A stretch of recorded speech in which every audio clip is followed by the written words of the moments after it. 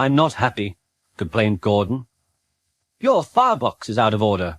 No wonder after all that coal you had yesterday. Hard work brings good appetite, snapped Gordon. You wouldn't understand. I know, put in Duck brightly. It's boiler ache. I warned you about that standpipe on the other railway, but you drank gallons. It's not boiler ache, protested Gordon. It's of course it is, said Henry. That water's bad. It furs up your tubes. Your boiler must be full of sludge. Have a good wash out. Then you'll feel a different engine. Don't be vulgar, said Gordon huffily. Gordon backed down on his train, hissing mournfully. Cheer up, Gordon, said the Fat Controller. I can't, sir. The others say I've got boiler ache. Well, I haven't, sir. I keep thinking about the dreadful state of the world, sir. Is it true, sir, what the diesels say? What do they say? They boast that they've abolished steam, sir. Yes, Gordon, it is true. What, sir? All my Doncaster brothers drawn the same time as me? All gone, except one. The guard's whistle blew, and Gordon puffed sadly away. Poor old Gordon, said the Fat Controller. If only we could. Yes, I'll ask his owner at once. He hurried away. Arrangements took time, but one evening Gordon's driver ran back excited. Wake up, Gordon! The Fat Controller's given you a surprise. Look! Gordon could hardly believe it. Backing towards him were two massive green tenders, and their engine shape was very like his own. It's Flying Scotsman, he gasped. The Fat Controller's brought him to see me.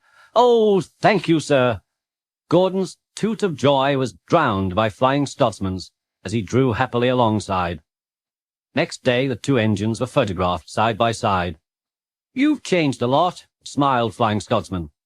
I had to rebuild a crew. They didn't do a proper Doncaster job, of course, but it serves. I had a rebuild, too, and looked hideous. But my owner said I was an extra special engine and made them give me back my proper shape.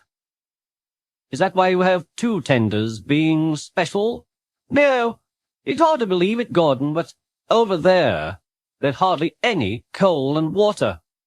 But surely every proper railway. Exactly. You are lucky, Gordon, to have a controller who knows how to run railways. Everyone got on well with Flying Scotsman, except Henry. Henry was jealous. Tenders are marks of distinction, he complained. Everybody knows that.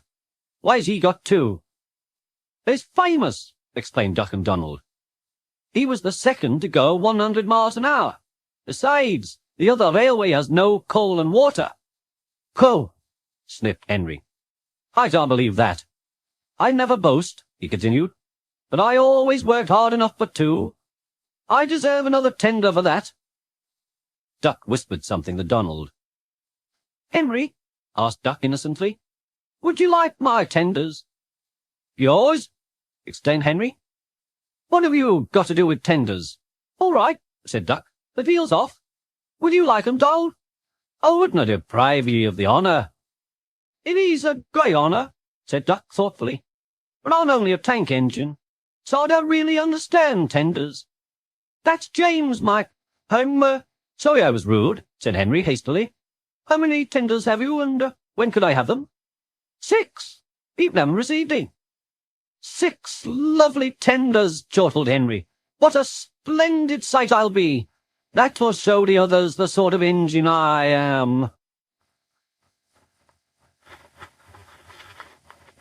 Henry was excited. Curate, you'll be all right, he asked for the umpteenth time. Of course, said Duck. Just go where I told you, and I'll be ready.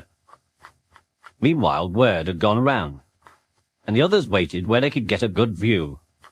Henry was cheered to the echo when he came, but he wasn't a splendid sight.